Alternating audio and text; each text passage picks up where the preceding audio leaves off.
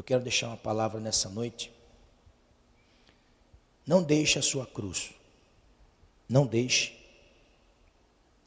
a sua cruz. Amém? Eu sei que você já tem sido esclarecido pelo Senhor. Eu quero ministrar uma palavra, Lucas capítulo 9. Lucas 9, 23.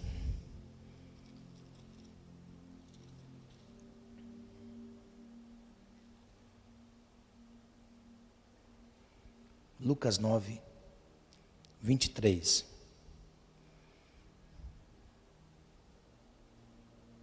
Glória a Deus. Lucas 9, 23. A palavra do Senhor, ela vai trazer entendimento para nós. Ela vai trazer luz, amém? Ela vai trazer luz na nossa mente.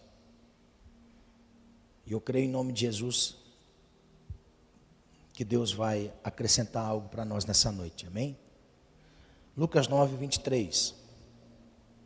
A palavra do Senhor diz assim: E dizia a todos: Se alguém quer vir após mim, negue-se a si mesmo, tome cada dia a sua cruz e siga-me. Porque qualquer que quiser salvar a sua vida, perdê-la-á. Mas qualquer que por amor de mim perder a sua vida, a salvará. Amém? Eu quero, nesta noite, como é a noite onde nós estamos, eu confesso que já desde manhã eu agradeci a Deus por poder fazer parte deste reino. Você é grato ao Senhor por fazer parte desse reino? Você é grato ao Senhor? Amados, nós que professamos a fé em Cristo, nós somos cristãos. O mundo contém hoje muitos cristãos, milhares de milhares, que professam a fé em Cristo e são cristãos. Destes cristãos, existe uma parcela que segue a um pontífice. O que é um pontífice? Pontífice é aquele que faz a interligação entre homem e Deus. Muitos são cristãos e seguem uma liderança que tem um pontífice. E esse pontífice ele faz a ligação, uma intermediação entre Deus e os homens. Muitos são cristãos romanos, católico, apostólico, romano. Existem muitos cristãos que estão na doutrina de Allan Kardec. São os cristãos místicos, aonde acreditam em uma reencarnação. São cristãos, professam a fé em Cristo. E, por professar a fé em Cristo, eles acreditam na doutrina de Allan Kardec. Outros cristãos são cristãos protestantes. Aqueles que um dia protestaram na figura dos reformadores. E protestaram contra a toda a doutrina romana. Outros são cristãos que seguem a Cristo. E seguem a Cristo, seguem num local aonde se reúne para falar de Cristo, conhecido como os ministérios. Cristãos, professos em Cristo e que estão dentro de uma comunidade e que professam o nome de Cristo. Existem outros cristãos que professam o nome de Cristo e que a palavra do reino entrou na sua alma, no seu coração e numa terra boa, e nessa terra boa, esta palavra do reino, que é a semente, ela germina, cresce de tal forma que o reino se move através dos frutos desta crença. Pegou a revelação? Pegou? Vou repetir.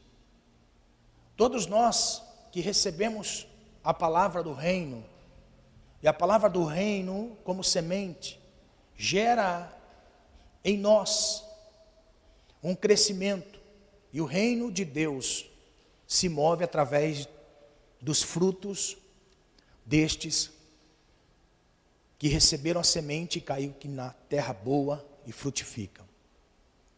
Dentre todos os cristãos que professam a fé em Cristo, nestas classes, dentro do cristianismo, o que me chama a atenção e o que me faz enxergar com mais afinco é a noção de responsabilidade que recai sobre os nossos ombros. É a noção de responsabilidade que o reino coloca em nós. Amados, o convite de Jesus é: vinde, todos os que estáis cansados e oprimidos, e eu vos aliviarei. A promessa de Jesus, através do convite de ir até Ele e receber alívio, isso é fato, nós podemos ver, é fato o que acontece conosco quando nós nos aproximamos de Cristo e aceitamos o convite.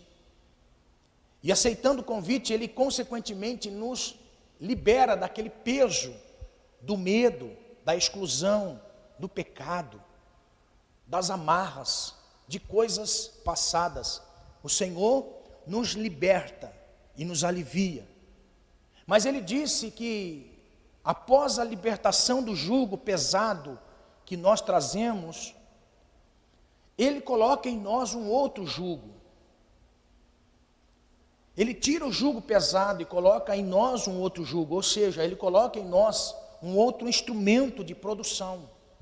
Ele tira um instrumento de produção em cima de um jumento, ou seja, porque a palavra jugo é isto. A palavra jugo, ela denota a nós um instrumento de trabalho, de força, de produção. Porque, eu não sei o nome que você entende isso, mas é como se fosse a canga de um jumento. Que é canga, pastor? Os mais novos não vão entender isso, os mais novos não entendem essa linguagem. Mas os mais velhos vão entender. Lembra lá na roça, quando se colocava em cima dos animais uma canga para ele carregar produtos, não é? Fazia colheita, colocava na canga, aí aquele animal levava até o estaleiro. Então canga é algo de serviço, de produção. Então Jesus prometeu nos aliviar do fardo pesado, deste jugo pesado. Ele tirou um jugo pesado, mas Ele disse: olha, eu vou ter que colocar um outro jugo. E este outro jugo, ele é mais leve, mas é um jugo. Então dos jugos, o Senhor, Ele nos faz entender que Ele tira de nós aquilo que nos atrapalhava e coloca em nós algo que vai nos auxiliar no reino e fazer com que o reino avance, fazer com que o reino prossiga, fazer com que o reino ele alcance pessoas. Se o instrumento de trabalho, de produção de um animal, que é o jugo, Ele disse que eu colocaria, então Ele espera de mim e de você um entendimento a mais do nosso mestre, um entendimento a mais do nosso Senhor. Nosso Senhor não é aquele que nos liberta, que nos libera do jugo do pecado, da religião, do passado pecaminoso. Não é aquele que tira esse jugo pesado e deixa-nos viver à vontade, a maneira como nós queremos. Não, no reino de Deus existem responsabilidades. O reino de Deus é algo tão maravilhoso que mostra para nós responsabilidades. Ele tira de nós um jugo pesado e coloca sobre nós responsabilidades. São mais leves, mas não deixam de ser responsabilidades. Então nessa noite eu achei pertinente, porque nós vemos costumeiramente em redes sociais, nós vemos as pessoas glorificando a Deus pela Páscoa, que é a libertação. Nós vemos pessoas glorificando a Deus pela ressurreição. Irmãos, se Jesus tivesse morrido e não tivesse ressuscitado, em vão teria sido tudo isso que nós estamos fazendo. Muito mais do que a morte é a ressurreição. Amém? Então, dentro deste propósito profético nessa noite, o Senhor, Ele lança para nós uma palavra. que está em Lucas 9, 23. E esta palavra de Lucas 9, 23 e 24 está dentro de um contexto onde Jesus ele vem dentro de uma sintonia, onde Jesus passa o primeiro momento, que é o momento da ascensão. Jesus está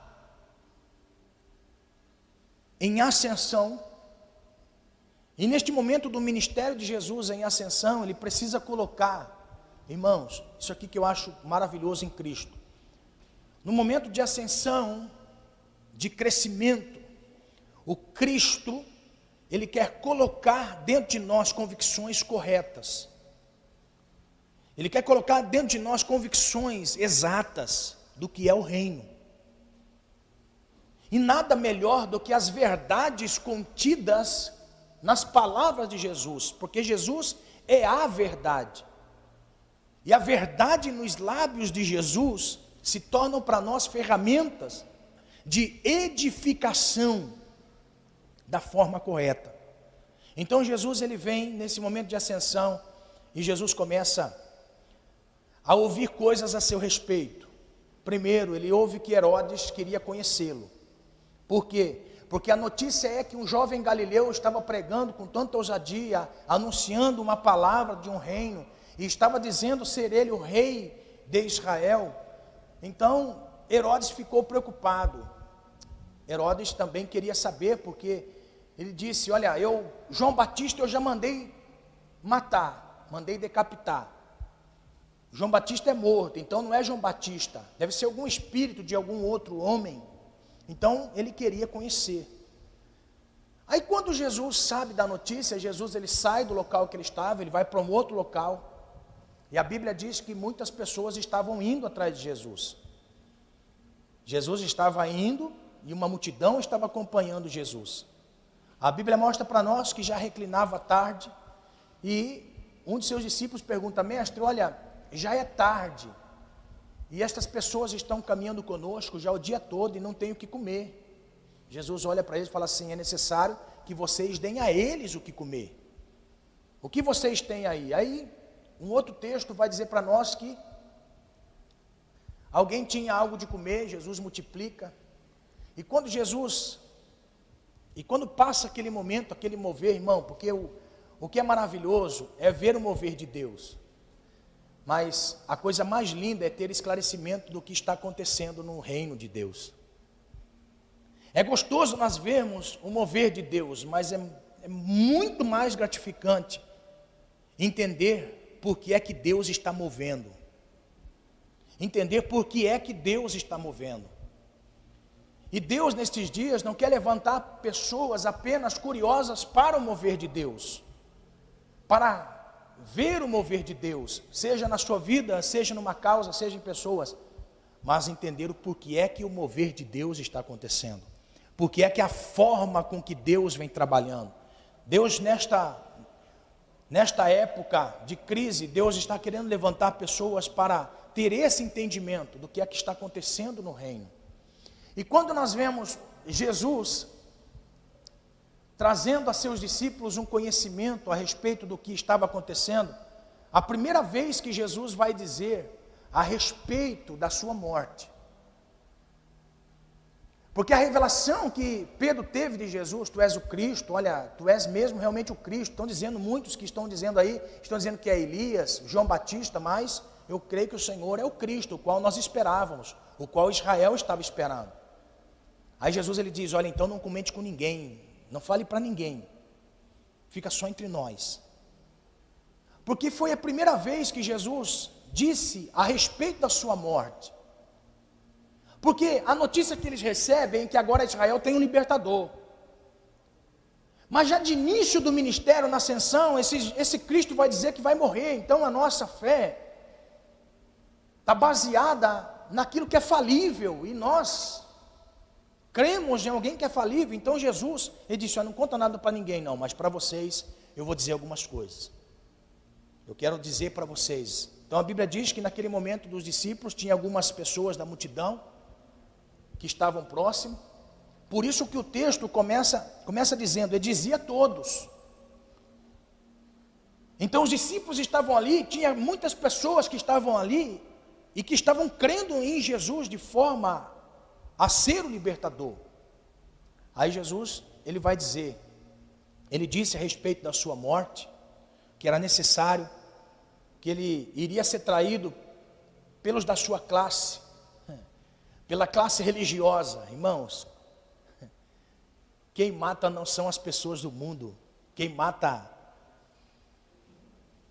crente é crente, religioso. Isso que é terrível. Mas Jesus disse, é necessário que eu seja traído por eles, e que eu padeça, e que eu morra. Mas tem o seguinte, ao terceiro dia eu vou ressuscitar.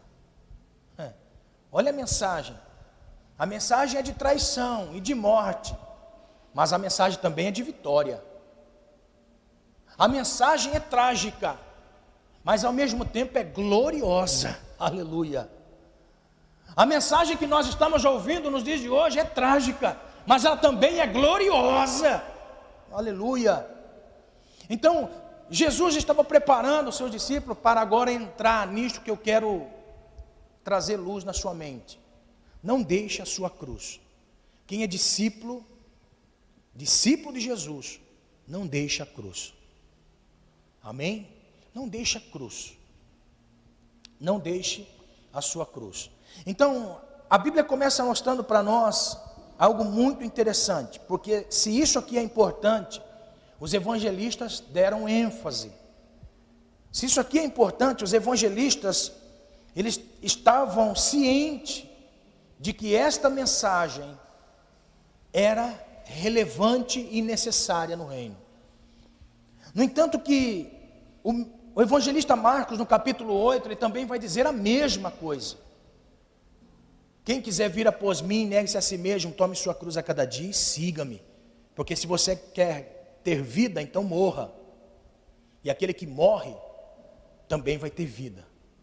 Então Jesus foi bem claro nesta palavra, que os evangelistas receberam esta palavra e escreveram de forma contundente no evangelho, de que Cristo deu ênfase a este momento de seguir. Então olha só, Jesus já no momento da sua ascensão, ou seja, neste momento onde Jesus está ascendendo no ministério, para chegar no ano da popularidade, Jesus já estava dizendo, olha, vocês têm que aprender a subir, permanecer, e quando vocês descerem, vocês culminem no final do propósito, vão até o fim, aleluia, vão até o fim.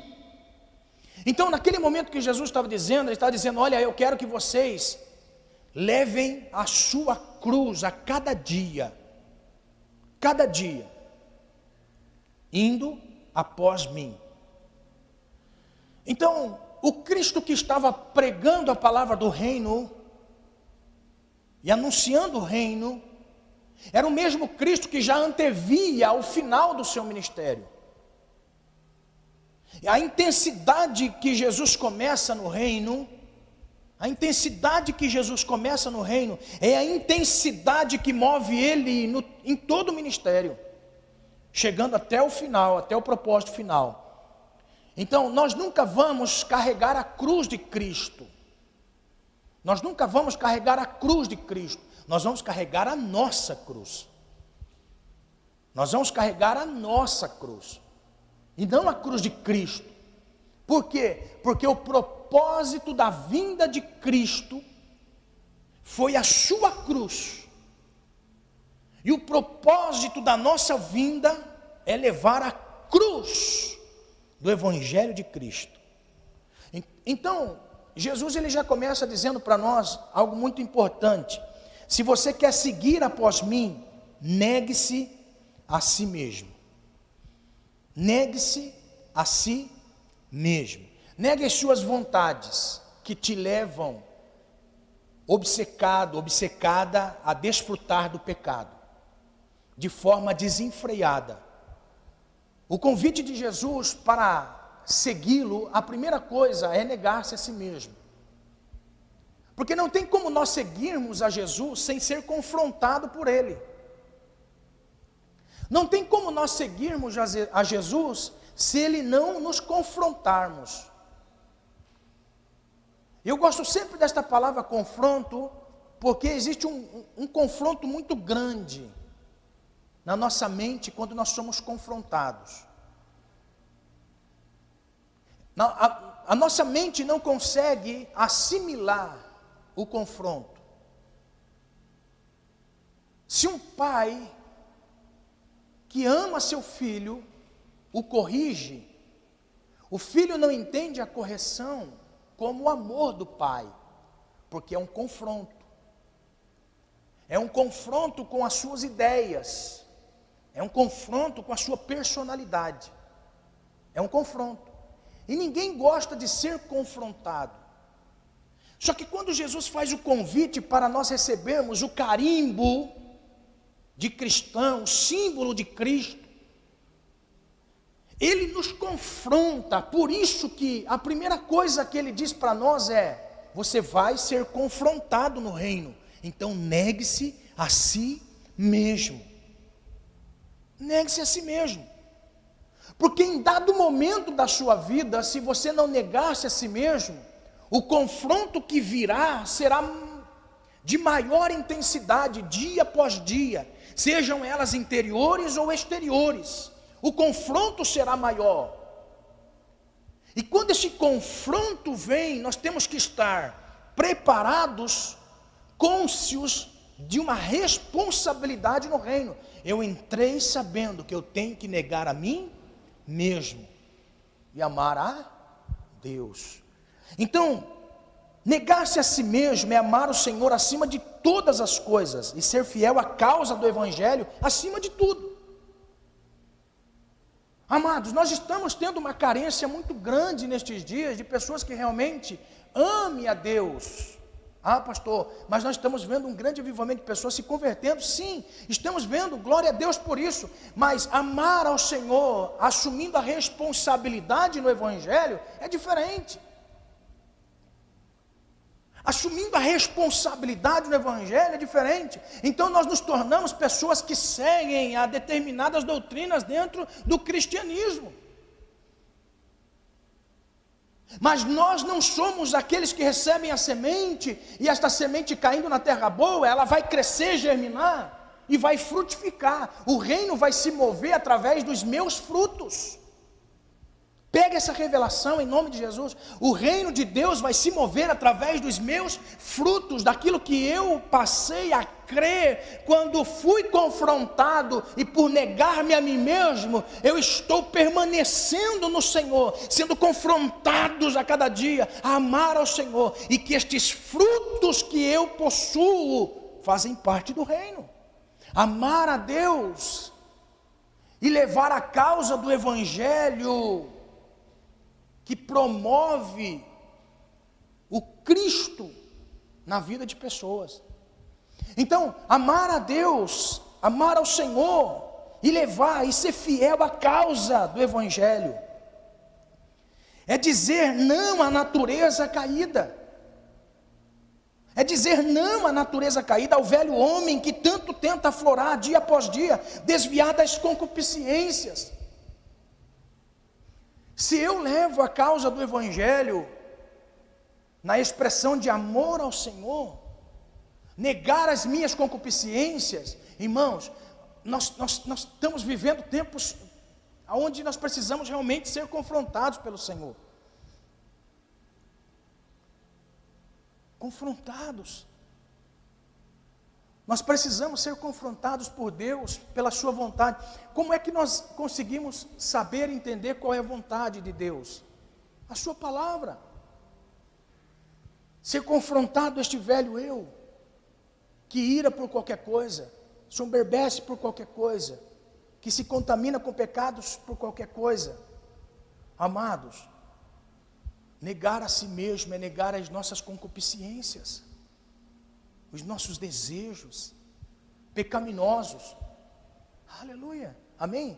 Desejos pecaminosos, que nós sabemos que são mortais para nós. É renunciar toda a confiança religiosa, capacidade intelectual, negar-se a si mesmo. É estar negando tudo isto para que o Cristo aflore nas nossas vidas. Eu gosto muito desta palavra. Eu gosto muito dessa palavra negar-se a si mesmo, pela boca do homem chamado Paulo, que entendeu o chamado do Cristo. Ele vai dizer em Filipenses 3,7: as coisas que para mim eram lucro, agora as considero por perda, por amor a Cristo. O que Paulo considerava como lucro? Paulo considerava como lucro a sua posição de religioso na época. Paulo considerava como lucro o seu destaque pessoal, a sua posição social, que ele ocupara. Ele foi um homem que se preparou no passado. Agora olha só, tudo isto que ele preparou, conquistou, vivenciou, quando ele foi confrontado por Cristo, ele entendeu que aquilo tudo era perca para que pudesse ganhar a Cristo. Então, negar-se a si mesmo e negar as nossas vontades para fazer carreira após Cristo. Cristo vai na frente e nós vamos atrás. Por que isso é necessário? Porque o verdadeiro discípulo é o que está ligado às necessidades sociais e proféticas.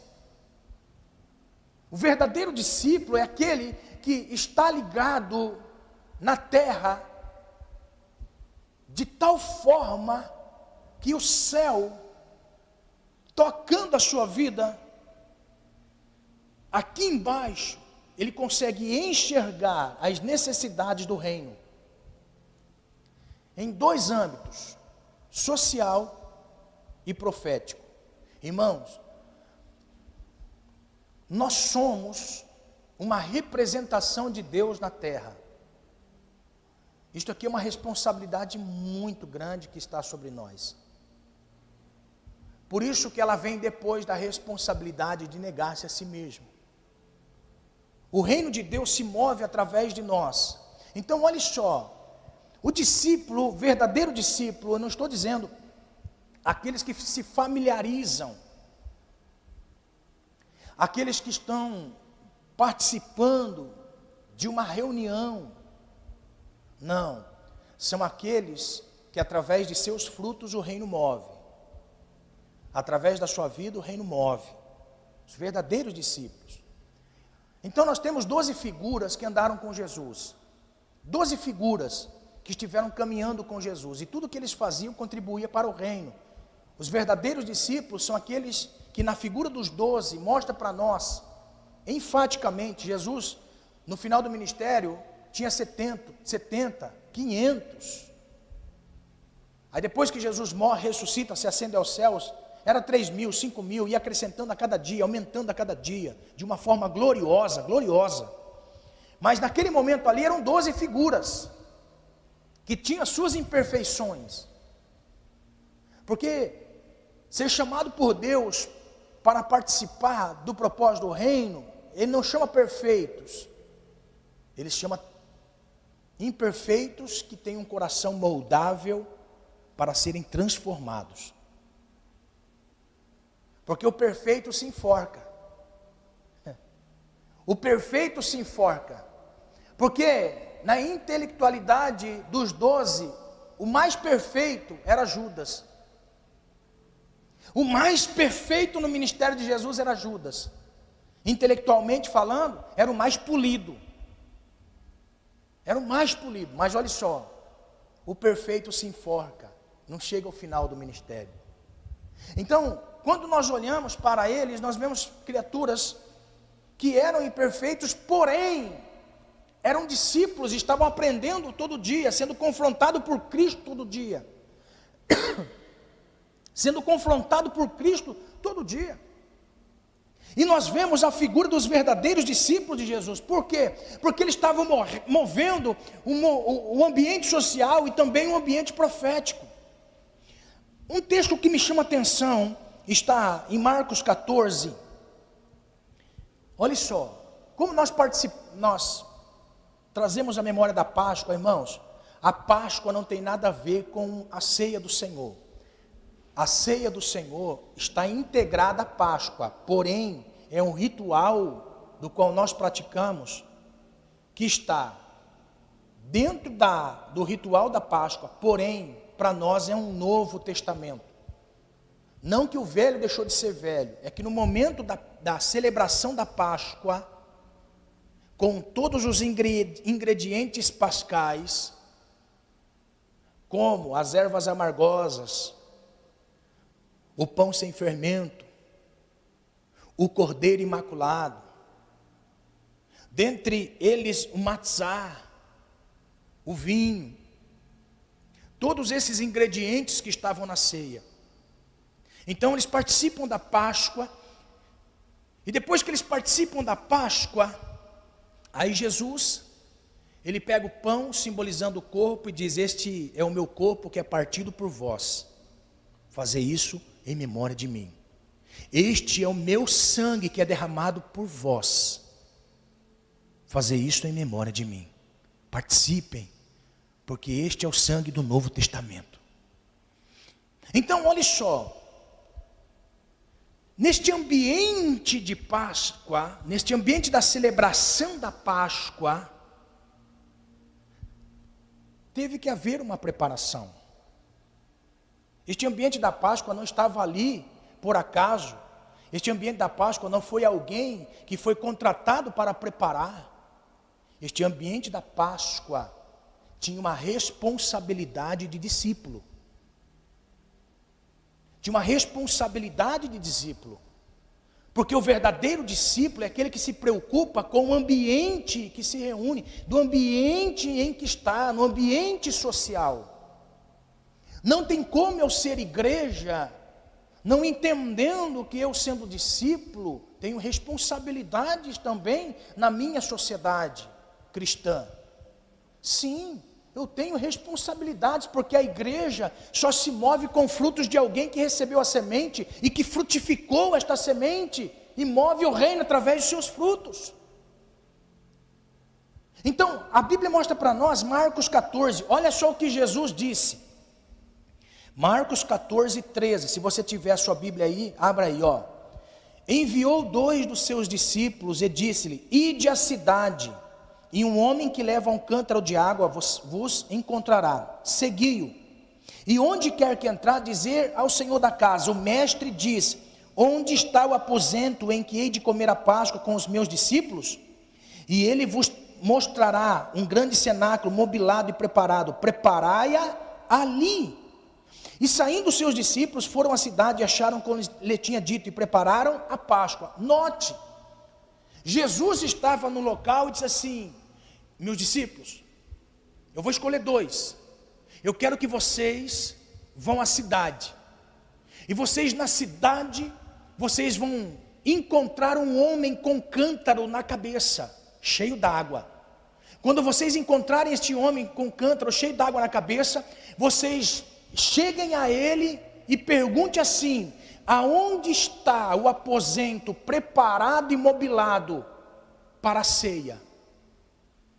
Aí Jesus diz: quando vocês encontrarem, ele vai levar vocês ao lugar, ao ambiente, e naquele ambiente vocês vão preparar a ceia. 2 coisas, irmãos, muito interessante. Primeiro, Jesus envia alguém que era discípulo dele.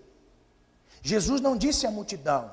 Amados, existe uma grande diferença em ser multidão que vê na galeria, que vê ao ar livre, que vê na expectativa. E existem os discípulos que movem o reino na terra. Porque Jesus não disse à multidão isso, Jesus disse aos verdadeiros discípulos. E ele disse isso aos verdadeiros discípulos, dizendo assim: eu entrego a vocês uma responsabilidade de ir para a cidade, observar o ambiente. Quando vocês verem um homem com cântaro na cabeça de dia, era impossível, porque o homem não carregava cântaro. Homem não carregava cântaro na cabeça, era imoral. Porque homem não cuidava dos afazeres da casa. Na época bíblica, o movimento feminista não existia. Mulher era só mulher para dar filhos ao homem, nada mais. Muitas vezes, a mulher casava com o homem apenas porque o pai do moço pagou dote para a moça, para o pai da moça. Ou seja, o amigo disse: olha, quando eu tiver meu filho vai casar com a sua filha, tá bom? Tá bom. Quanto você vai pagar? Eu vou pagar tanto de dote.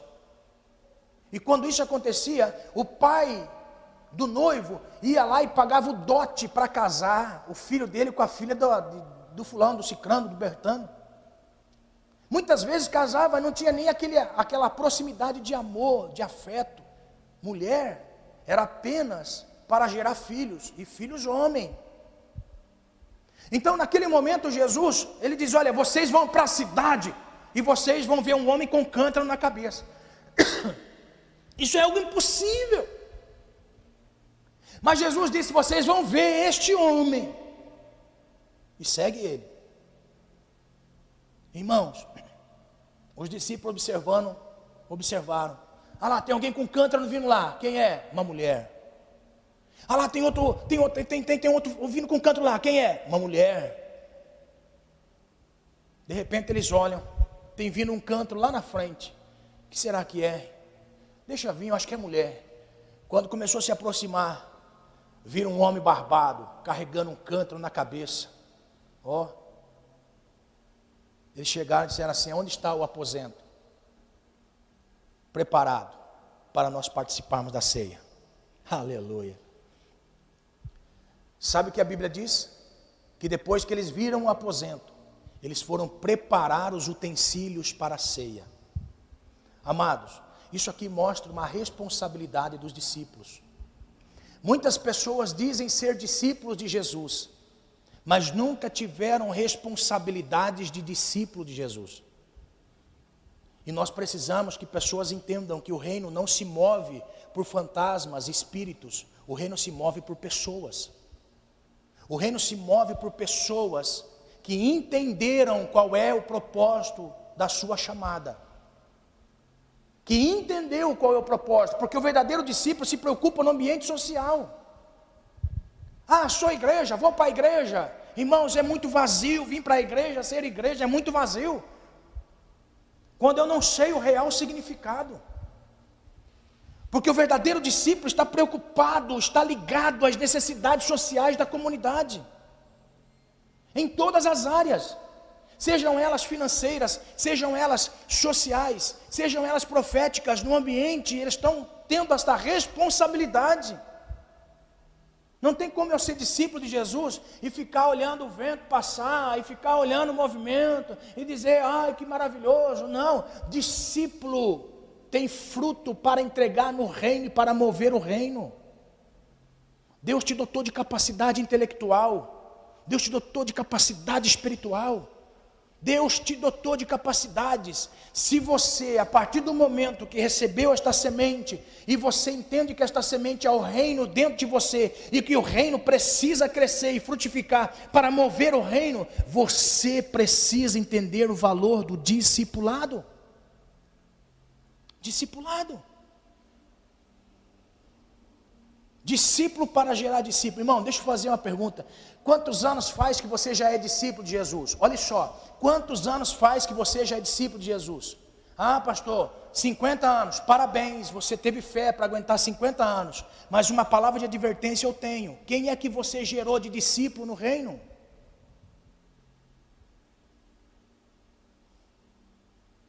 Quem você gerou de discípulo no reino, irmãos? Aqui nós podemos ter em mente, 3 anos e meio andaram com Jesus, fazendo o discipulado integral com Jesus. Depois de 3 anos e meio, eles já saíram fazendo discípulos. Se você tem 10 anos, fazem 7 anos que você está atrasado para fazer discípulo.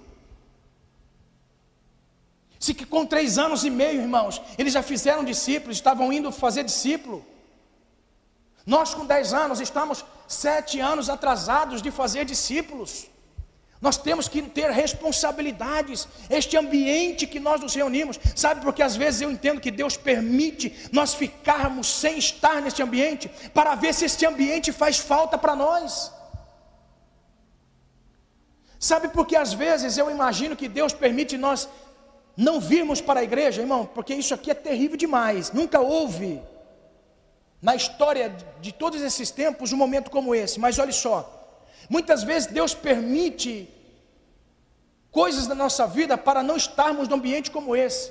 Tantas coisas, enfermidade, tantas coisas, de ficar um tempo sem participar, para ver se esse ambiente social e profético toca as nossas vidas, faz falta na nossa vida. Não é comum uma pessoa ficar tanto tempo sem estar em comunidade e não sentir falta. Não sentir falta do ambiente, do trabalho, da execução da tarefa, de formar discípulos, de estar trabalhando no reino. Não é comum. Não é comum nós ficarmos ceias e ceias sem participar e acharmos comum. Não é comum. Não é comum nós deixarmos de fazer algo do reino que nós já estamos chamados para fazer e frutificar neste ambiente. Não é comum nós ficarmos tanto tempo sem dar bola, sem dar notícia, sem perguntar se está acontecendo alguma coisa, se precisa de algo. Olha, precisamos fazer tal coisa. Amados, nós precisamos ter identidade de discípulos, e neste tempo o Senhor está permitindo coisas acontecerem, para ver se realmente este ambiente faz falta na nossa vida. Amados, se este ambiente não faz falta na nossa vida, o céu está distante da nossa mente, do nosso coração. Nós precisamos ser tocados de tal forma. Aleluia. Amados, existem coisas que nós fazemos como identidade profética. Nós estamos completando a mensagem do reino, ou seja, não que a mensagem do reino não esteja plena, não me interprete mal. A mensagem do reino está plena, a salvação está plena, é Cristo o alicerce, e tudo aquilo que nós fazemos edificado em cima deste alicerce, nós vamos construindo um edifício para a glória de Deus. Agora olha só, Paulo não está mais aqui, Pedro não está mais aqui, André, Filipe, Bartolomeu, Natanael não estão aqui. João, nós somos a geração de discípulos que o Senhor levantou. Eu posso ter em mente, irmãos, eu posso ter em mente o dia que o Senhor me chamou, eu posso ter em mente o dia que o Senhor te chamou. Um dia você estava vivendo a sua vida e o Senhor disse: vinde após mim. Com certeza Jesus disse: olha, venha, que eu vou fazer você um discípulo. Aleluia, aleluia, glória a Deus. Amados, o que nós precisamos é entender o poder de sermos feitos discípulos do Senhor. Nós cumprimos papel primordial, e nós precisamos ter em mente: existem necessidades sociais da igreja, necessidades sociais da comunidade, necessidades onde nós cumprimos necessidades proféticas. Amados, Jesus vai dizer aos discípulos assim, em Mateus 21, olha, vocês vão a uma aldeia, vocês vão encontrar uma jumenta, que vai ter um jumentinho novo, vai estar amarrado. Quando vocês chegarem a este ambiente, vocês vão dizer assim: o Senhor precisa dele. Irmãos, os discípulos saíram. Quando os discípulos chegaram no ambiente, viram lá uma jumenta e um jumentinho amarrado. Naquele dia o jumentinho não entrou, irmão. O jumentinho ficou fora, empacado, fora. Nunca ninguém montou no jumentinho. Ele fora. Irmão, sabe o que eu acho mais interessante? O jumentinho sabia que aquele dia era um dia profético. Por quê? Porque era a semana da paixão de Cristo, era a semana com que Cristo cumpriria todas as profecias. Então o jumentinho, ele disse: eu não vou entrar no estaleiro, eu vou ficar aqui fora. Ai meu Deus, irmãos, eu não sei se eu dou glória ou se eu fico com medo. Por quê, pastor? Porque aquele jumentinho entendeu que ele iria cumprir um momento profético. Porque a Bíblia diz para nós em Zacarias capítulo 9, olha a profecia que Jesus cumpriu. Zacarias capítulo 9, verso 9: alegra-te muito, ó filha de Sião, exulta, ó filha de Jerusalém, eis que o teu rei virá sobre ti, justo e salvador, pobre e montado sobre um jumento, sobre um jumentinho, filho de jumenta. Naquele dia, o jumentinho disse: eu não vou entrar. Imagine a linguagem, irmão, ele é a mãe, ele é a mãe, ele é a mãe, ó. O jumentinho falando: mãe, eu não vou entrar, mãe. Meu filho entra, meu filho. Fulano vai vir bater em você, meu filho. Não entro, mãe. Mas por que você não vai entrar? Porque eu estou sentindo, mãe, que nós vamos cumprir a profecia de Zacarias 9. Ó, chega os discípulos.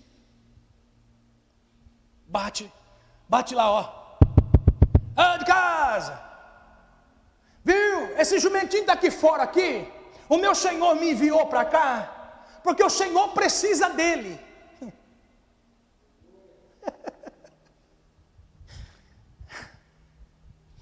O Senhor precisa dele. E depois que ele usar o jumentinho, nós vamos trazer de volta para o Senhor, tá bom? Irmão, os discípulos pegam o jumentinho para o cabresto. Ó, e leva até Jesus. Sabe que eu fico às vezes assim, irmão, olhando, eu falo assim: meu Deus, o jumentinho entendeu um tempo profético, e nós, discípulos do Senhor, não entendemos o momento profético que estamos vivendo.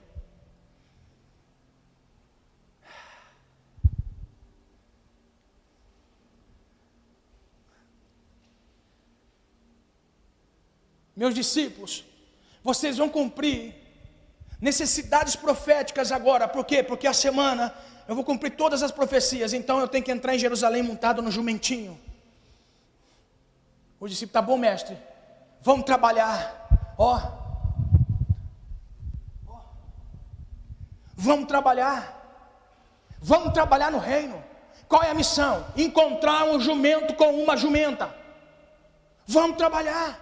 Vamos arregaçar as mangas e vamos encontrar o jumentinho. Irmão, quando os discípulos chegaram lá, o jumentinho estava amarrado. O jumentinho amarrado não saía para lugar nenhum, não ia nem para frente nem para trás, estava amarrado. Mas os discípulos foram lá, pediram e disseram assim: dá licença, nós precisamos levar ele porque o Senhor precisa dele. Irmão, foi assim que Deus fez conosco. Foi assim que Deus fez conosco. Estávamos amarrados, perdidos nas drogas, no mundo, no pecado. Estávamos amarrados. Satanás falou assim: ninguém vai arrancar eles daqui. Estão amarrados. Aí chegou um crente: ei, o Senhor tem uma obra na sua vida. Foi lá, arrancou a corda, nos tirou e nos levou até Jesus. Estamos vivendo um tempo profético, e quem é discípulo entende o momento profético. Nós estamos vivendo um tempo profético, e o Senhor está fazendo-nos entender as necessidades proféticas que se cumprirem em nosso meio, na sociedade, no Brasil, no mundo. O Senhor está conclamando a todos nós: discípulos, meus discípulos, meus discípulos. Eu acho lindo porque a igreja de Deus, mesmo com a pandemia, ela não parou, irmão. Mesmo com tudo que está acontecendo, a igreja não parou. A igreja está ativa. Aleluia. Aleluia. Por quê? Porque a necessidade do reino se move através da minha vida, para suprir a necessidade do reino. Aleluia. Todos nós recebemos um convite, irmão. Eu acho maravilhoso isso. Olha só que interessante. Todos nós recebemos um convite. Um convite para participar do reino, para estar no reino. E nesse participar do reino, irmãos, que nós estamos, nós fomos convidados, não entramos por acaso. Grave isso na tábua do seu coração: você não entrou por acaso no reino. Ninguém entrou por acaso no reino. Nós entramos no reino por convite. Aleluia, por convite. Quer ver? Olha só, para entrar no reino é convite. Para entrar no reino alguém teve que ir atrás. Para entrar no reino alguém teve que ir atrás. Aleluia. Então olha só, Lucas 14 revela para nós a maneira com que o Senhor nos convidou para o reino. Então a Bíblia diz assim: porém ele disse, um certo homem fez uma grande ceia e convidou a muitos. Convidou a muitos, não a todos, convidou a muitos. E a hora da ceia mandou o seu servo dizer aos convidados: vinde, que tudo já está preparado. Aí no verso 18, tem um grupo que deu uma resposta. Ele disse assim, e a todos começaram a excusar-se, dizendo assim: não, pelo amor de Deus, olha, me perdoa. Aí vai dizendo assim, disse-lhe o primeiro: comprei um campo, e importa ir vê-lo, rogo-te que hajas por escusado. Me desculpe, não vai dar para eu ir. Por quê? Porque eu comprei um campo.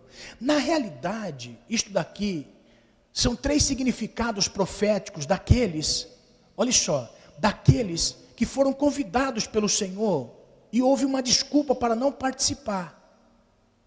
Um já disse assim: eu tenho uma terra, eu não preciso da terra que Ele quer me dar. Um grupo disse: eu já tenho uma terra, ou seja, eu tenho uma crença. O Senhor mandou o mensageiro ir, convide ele. E a Bíblia diz que eles foram e convidaram. Só que eles disseram assim: eu tenho uma terra, ou seja, eu não preciso agora. Por quê? Porque eu já sou bom, eu tenho uma terra já, eu sou bom, eu não faço maldade para ninguém, eu sou uma pessoa boa, olha, faço as minhas rezas, as minhas orações, eu sou uma pessoa boa, dou esmola para pobre, eu ajudo, ou seja, eu já tenho uma terra. Aí a Bíblia vai dizendo assim, verso 19, outro disse: comprei 5 juntas de bois, vou experimentá-los, rogo de que me hajas por escusado. Ou seja, eu já tenho sacrifício. Eu já tenho um sacrifício, ou seja, o boi era o sinônimo de sacrifício. Estava atrelado a um sacrifício. Então disse assim: eu já tenho um sacrifício, eu já sacrifico já, eu já faço muitos sacrifícios já para Deus e eu não preciso. Tenha-me por desculpas que eu não vou poder ir. Aí depois a Bíblia diz no verso 20, outro disse: casei, portanto não posso ir. Ou seja, eu já tenho uma aliança. Já fiz uma aliança com Deus, já fiz uma aliança com isso, com aquilo, já tenho uma aliança. Não preciso estar indo no reino.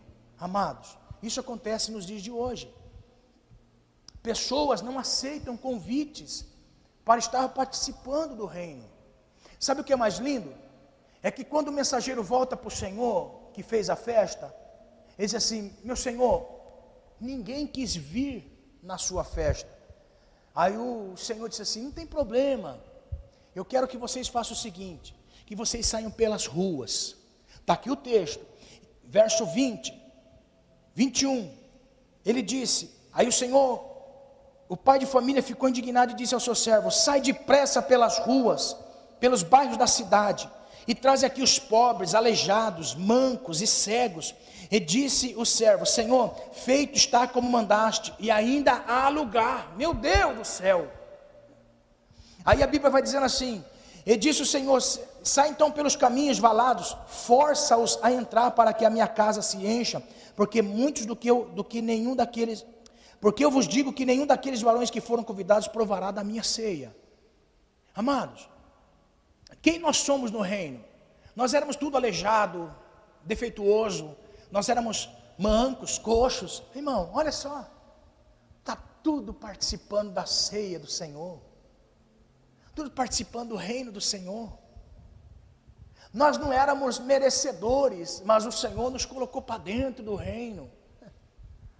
O convite o Senhor faz para muitas pessoas, mas na realidade, quem permanece no reino são todos esses que entenderam que um dia foram aleijados, cegos, coxo, manco, e que entendeu que o Senhor não olhou para o seu estado, só o colocou para dentro da ceia, aleluia, para participar do reino. E é isso que é maravilhoso. Então não tem como eu não ser discípulo de um Deus tão amoroso, de um Deus tão misericordioso. Mesmo nós sendo imperfeitos, o Senhor nos amou, irmãos, aleluia. Mesmo sendo imperfeitos, tendo deficiências terríveis, o Senhor disse: traga todos esses para cá, para que a minha casa se encha, aleluia. Eu tenho que entender que o Senhor me chamou como discípulo. Ele não olhou para o meu estado, Ele não olhou para a minha posição social, irmão. O Senhor não olhou para a boniteza, o Senhor não olhou para a riqueza, o Senhor não olhou, o Senhor olhou um coração moldável. Um coração moldável. Nós éramos tão imperfeitos, o Senhor nos chamou, irmãos, para participar daquilo que é mais perfeito, mais sublime, mais santo, que é o seu reino. Sabe o que eu acho maravilhoso em Deus? É saber que Ele é tão perfeito, tão verdadeiro, tão puro, tão fiel, que não precisa de ninguém olhar para criaturas como nós e nos amar e nos chamar para o teu reino, irmãos. Não tem como nós não obedecermos como discípulos. Não tem como nós não obedecermos como discípulos. Não tem como nós não vivermos como discípulos no reino. Não tem como eu não servir ao Senhor, servir pessoas. Não tem como eu não servir a Deus, servir pessoas, irmãos, por aquilo que Deus fez. Só que muitas coisas acontecem no meio do caminho, e Lucas 14 reflete para nós uma realidade do que é reino, do que é ser discípulo do Senhor. Olha só, Lucas 14, verso 25, o Senhor estava com uma grande multidão e voltando disse à multidão. Neste momento, a multidão era grande, e Jesus olhando a multidão, Ele vai dizendo à multidão: se alguém vier a mim, e não aborrecer a seu pai, mãe, mulher, filhos, irmãos, irmãs, e ainda também a sua própria vida, grave bem o que ele vai dizer, não pode ser meu discípulo. Quem não enfrentar aborrecimentos, no meio social, e encará-los como algo natural de alguém que está sendo convidado, conclamado, chamado para ser discípulo, quem não enfrentar estes aborrecimentos, não pode ser meu discípulo. Aqui Jesus está dizendo para nós, irmãos, e nós temos que entrar no meio social da época. Olha só, aqui ele disse, mãe, esposo, filhos, pais. Na realidade, Jesus não estava querendo que eles viessem a desprezar. Não. Para que eles viessem enfrentar uma oposição religiosa ferrenha da época. Imagine comigo uma mulher que não tinha direito de nada, irmãos. Uma mulher que não tinha direito de nada na casa. Haja vista que a carta de divórcio que o marido podia dar à esposa, muitas vezes podia ser até por não saber cozinhar, não saber arrumar a casa, não soubesse cuidar de filhos. O marido podia dar uma carta de divórcio. Por isso que os escribas chegaram para Jesus dizendo assim: é lícito um homem deixar a sua mulher por pouca coisa? E dar a carta de divórcio? Agora olha só, imagine uma mulher dizendo assim: agora estou seguindo a Cristo, não mais a religião. Automaticamente esta mulher seria confrontada, e ela poderia até mesmo receber uma carta de divórcio. Simplesmente por quê? Porque agora era uma seguidora de Cristo. Imagine um homem que tinha ali um herdeiro, um filho do sexo masculino, o seu primogênito, queria cuidar de toda a sua casa.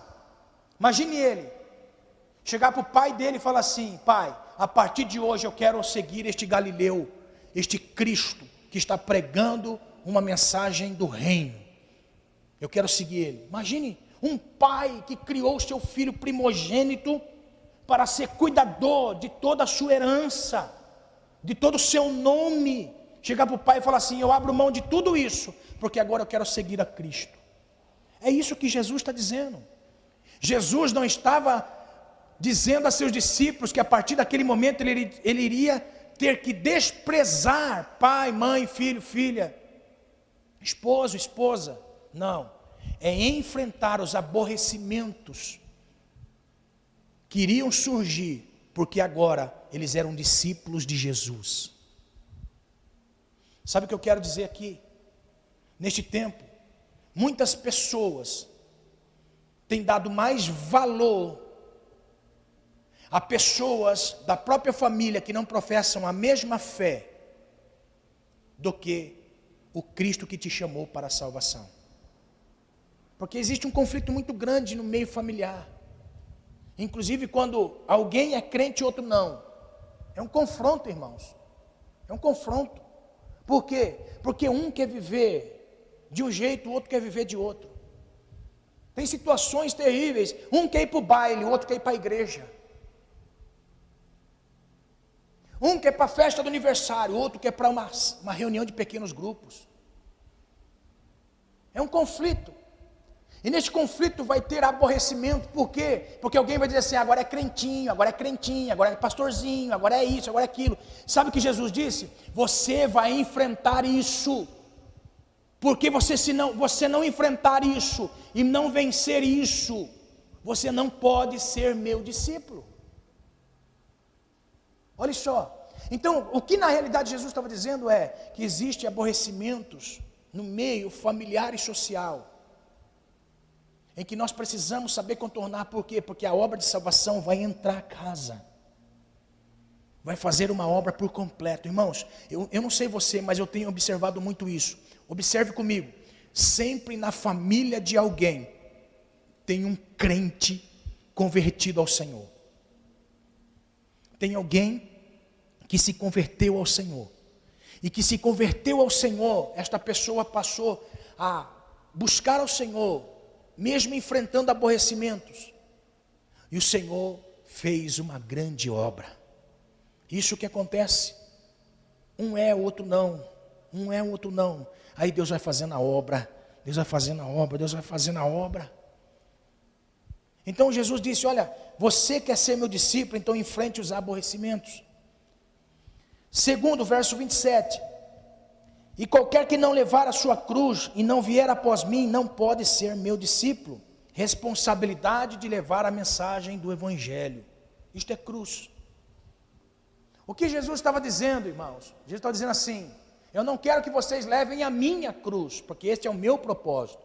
Eu quero que vocês levem a sua cruz. Ou seja, uma responsabilidade do cristão é levar a mensagem do Cristo. Levar a mensagem do Cristo dia após dia. Se você não leva a mensagem do Cristo, se você não porta a mensagem do Cristo, você não pode ser discípulo de Jesus. Jesus disse, não pode ser meu discípulo se você não levar a sua cruz.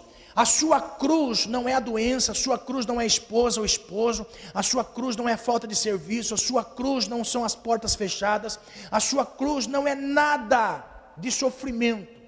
Haja vista, irmãos, que se uma pessoa serve a Cristo apenas para ser aliviado do sofrimento, quando uma pessoa recebe uma dádiva de sair do sofrimento, ele também abandona a cruz. Uma pessoa está andando e carregando a cruz, quanta dor, eu estou na presença de Deus, eu quero um milagre, eu quero uma oração, eu quero isso de Deus, eu quero isso, a pessoa recebe de Deus, recebeu alívio, então está aqui a cruz, agora eu vou viver a minha vida. Cruz fala de propósito, cruz fala de responsabilidade. E quem não vive a responsabilidade dia após dia com Cristo, da mensagem do Cristo, portador da mensagem do Evangelho de Cristo, não pode ser discípulo de Jesus. Então Jesus está dizendo, se você não carregar a cruz, olha só, pode ser que por causa do propósito você venha sofrer. Porque a Bíblia diz para nós, Jesus sai da casa de Pilatos, Jesus sai da casa de Pilatos em direção ao Gólgota. Jesus foi açoitado. E a Bíblia diz que lhe deram a cruz para carregar. E quando Jesus estava indo com o patíbulo da cruz, toda dor, aquilo ali era um sofrimento. Por quê? Porque carregar a cruz, muitas vezes pode ser sofrimento. Pode ser motivo de chacota, de perseguição. Pode ser motivo de calúnia. Pode ser motivo, você carregando a cruz, pode ser motivo que você esteja passando pelo sofrimento. Jesus estava passando pelo sofrimento. Quando Jesus não aguentou mais a cruz, olha só como é lindo isso. Naquele momento que Jesus não aguentava mais a cruz, Deus sabia que ele não aguentava mais a cruz. Aí usou um sirineu para ajudar Jesus a carregar a cruz. Aleluia. Por quê? Porque o propósito tem que ser cumprido até o final. Cada passo de Jesus representa um dia na nossa vida e nós vamos carregando a cruz. Pode ser que no momento nós recebamos afronta. E Jesus disse, permaneça firme no propósito, dia após dia, porque senão você não pode ser meu discípulo. Tem muita gente que não quer ser discípulo de Jesus, porque não quer encarar esta realidade. Porque falta pastores para mostrar a realidade que ser cristão muitas vezes é passar pela responsabilidade de levar o nome de Cristo, doa quem doer. Você vai ser perseguido, maltratado por causa do nome de Cristo, mas seja bem-aventurado. Aleluia. Uma outra coisa, no verso 29,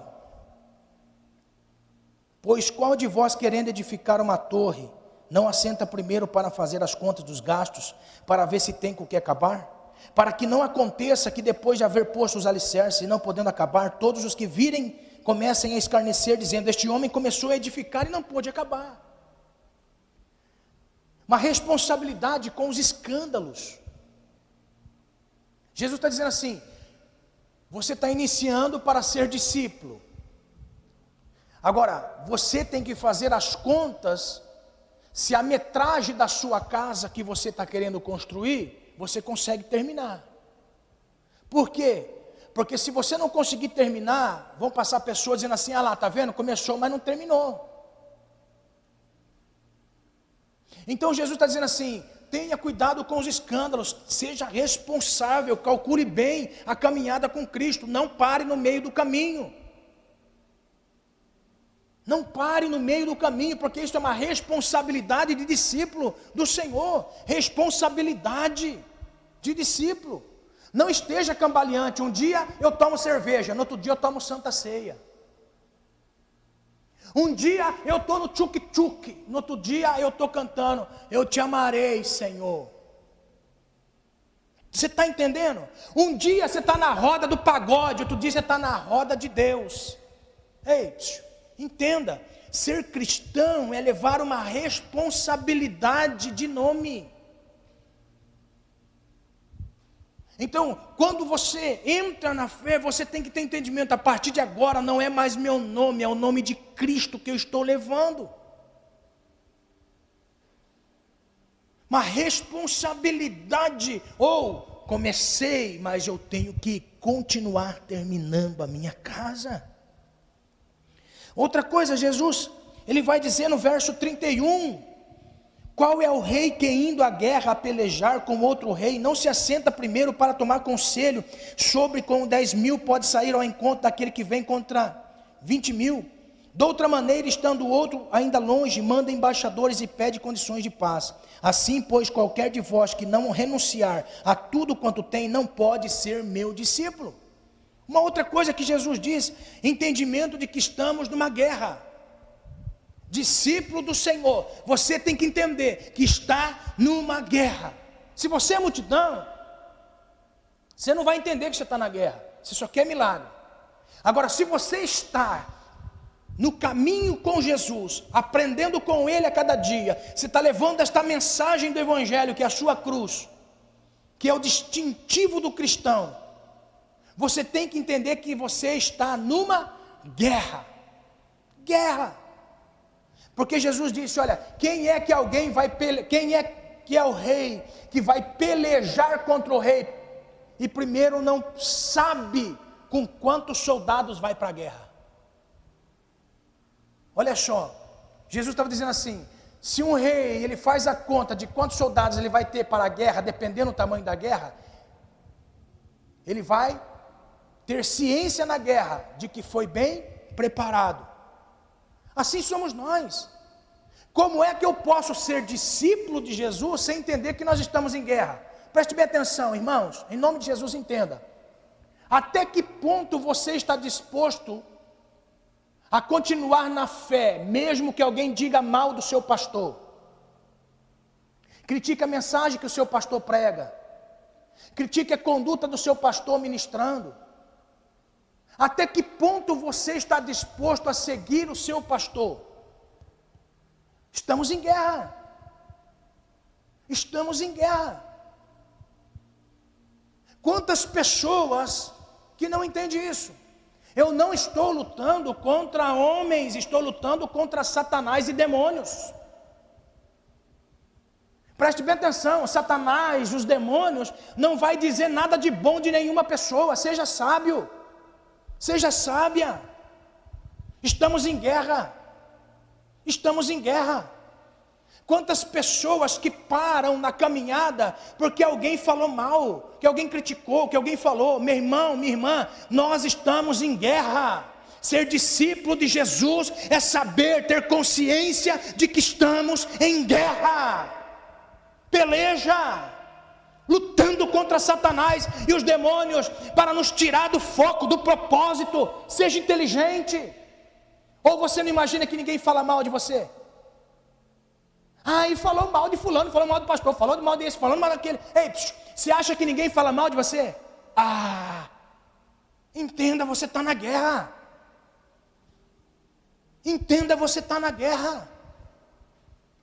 Jesus não tinha uma mancha no seu caráter, na sua índole, na sua pregação, na sua conduta ilibada. Jesus não tinha mancha nenhuma, mas na boca dos fariseus era: ele é pecador, come com adúltero, só anda com quem não presta.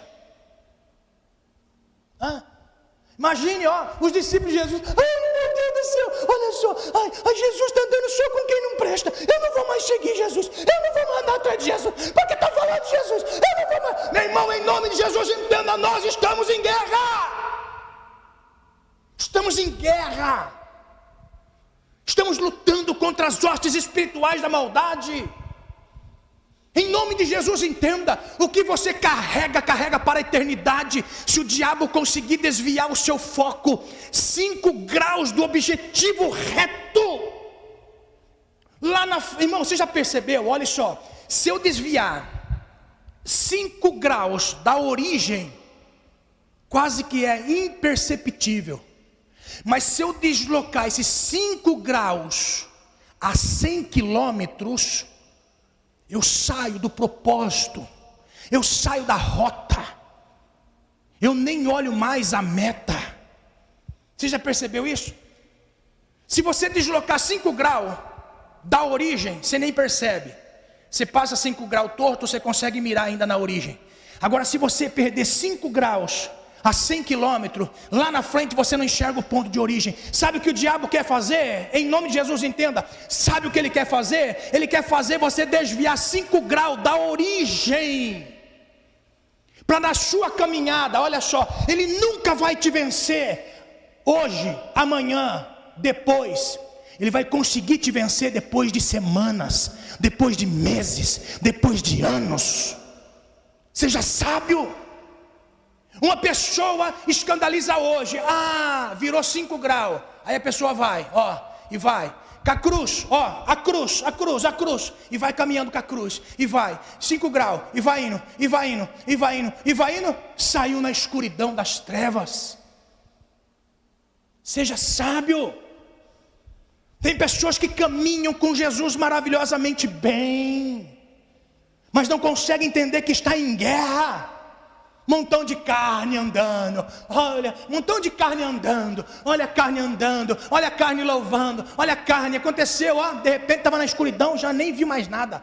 Seja sábio, nós estamos em guerra. O nosso oponente nos conhece há milhares de anos. Há milhares de anos. Ou você não sabe? Irmãos, toda vez que eu leio a Bíblia, todas as vezes que eu medito na Bíblia, eu vejo a criatura humana, eu me vejo lá, lá atrás. Amados, em nome de Jesus, entenda, nós estamos em guerra. É por isso que o Senhor, sabendo que a guerra era injusta, porque o nosso inimigo é espiritual, ele age espiritualmente sem perceber fisicamente. O nosso inimigo não age fisicamente apenas por agir, não, por impulso, não. Ele age com estratégias. E nós temos que estar ligados na estratégia que o mal utiliza para nos tirar do propósito. Esteja atento. Qualquer coisa que te faça sair com uma sensibilidade da rota, em nome de Jesus. Se você está caminhando, andando e pensando em Cristo, e de repente aconteceu algo para mudar o seu foco, presta atenção, o diabo está tentando tirar você do foco. Caminha olhando para o Senhor, não se distraindo com nada. Em nome do Senhor Jesus, nós estamos em guerra. E Jesus disse: se você vai para a guerra e não sabe como pelejar, não pode ser meu discípulo. Não pode ser meu discípulo.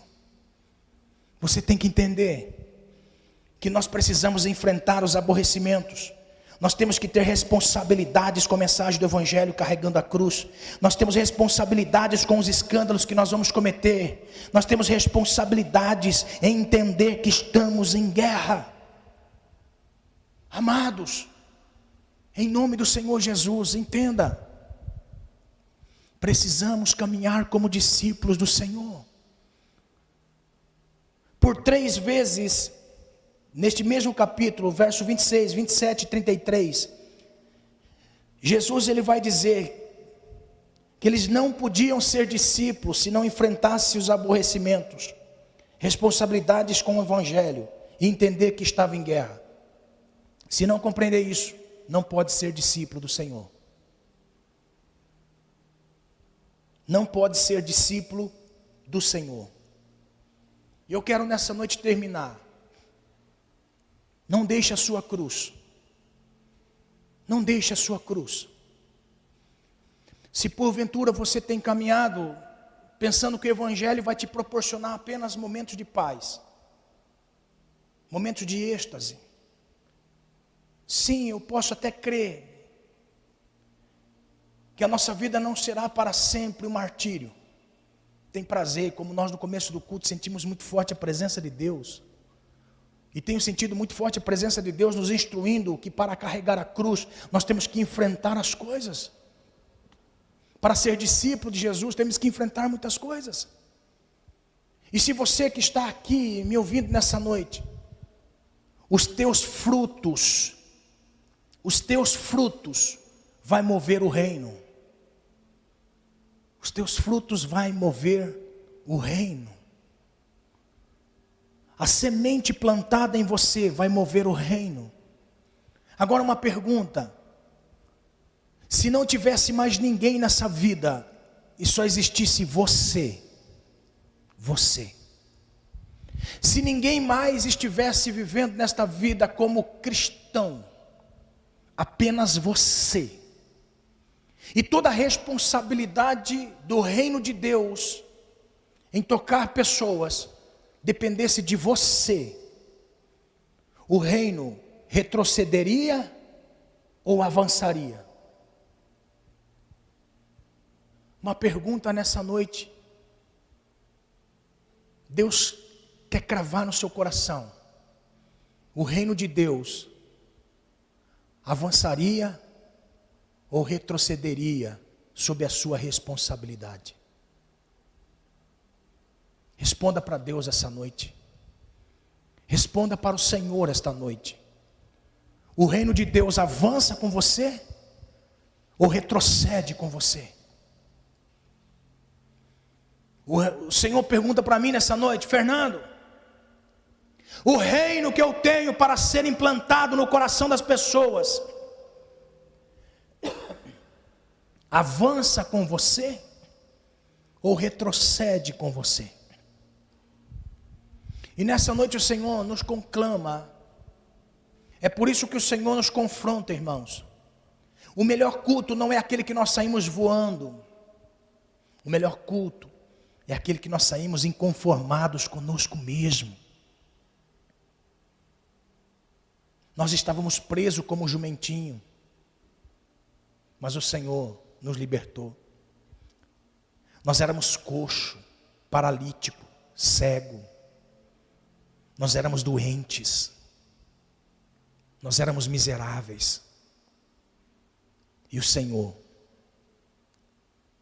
nos convidou para fazer parte da grande ceia do Senhor.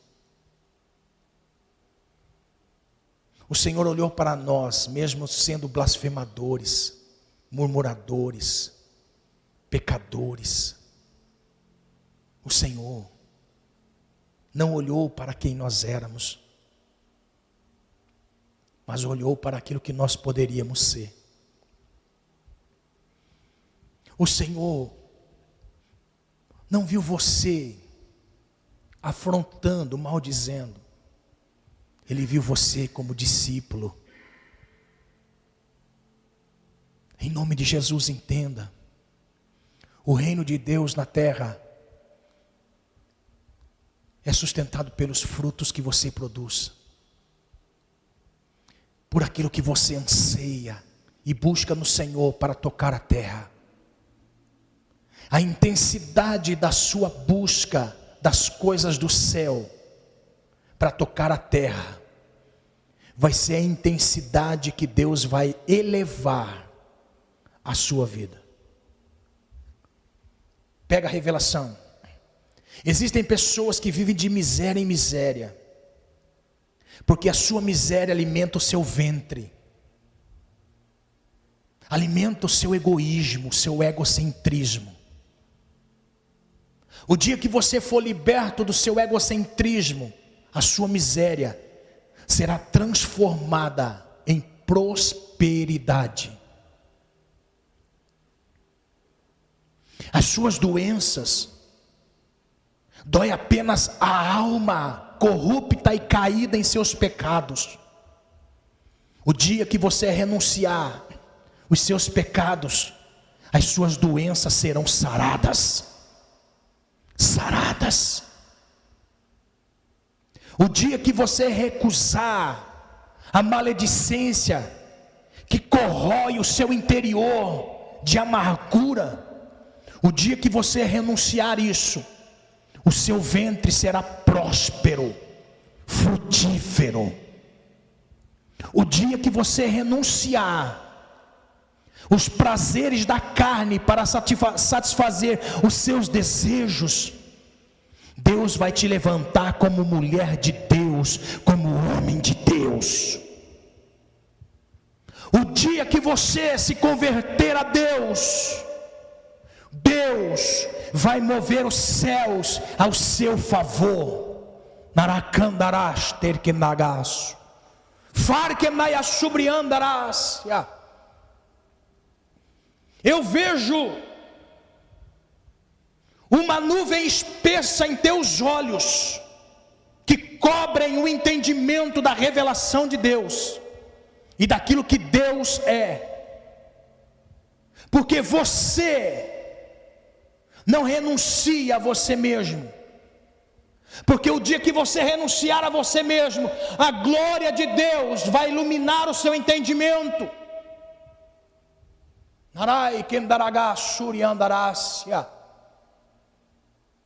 Deus quer te levar a experiências mais profundas,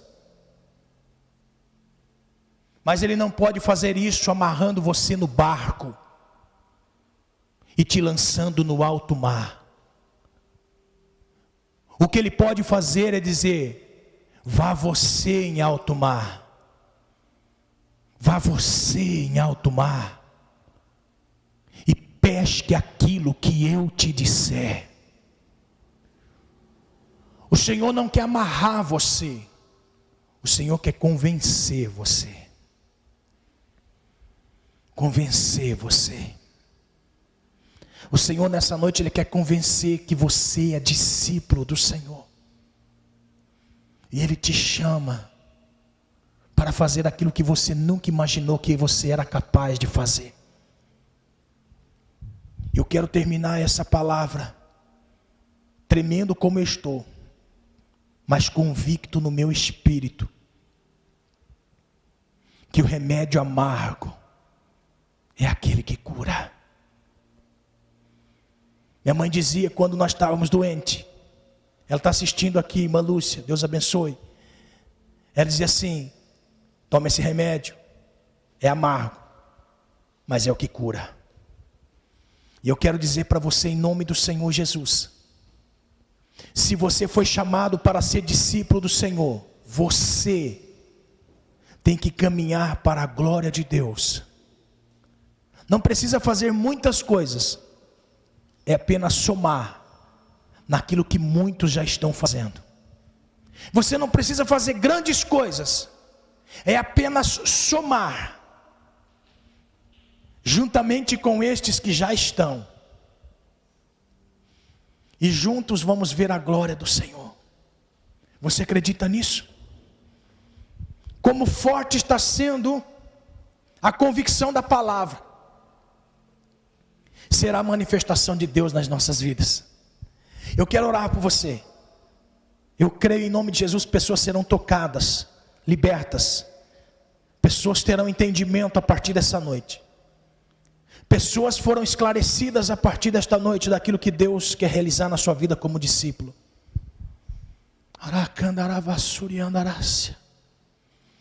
Senhor, estamos aqui tocados pelo Senhor, Pai. Porque discípulo do Senhor é tocado pela Tua palavra. O mover de milagres, curas, é para aqueles que ainda não creem no Senhor. Mas para os discípulos é a Tua palavra. E a Tua palavra nessa noite veio rema, Senhor. Esta palavra veio rema. Por isso, Senhor, em nome de Jesus eu lhe peço que o Senhor possa fazer aquilo que lhe apraz. Em nome do Senhor Jesus. Eu quero, você que quer ofertar nessa noite,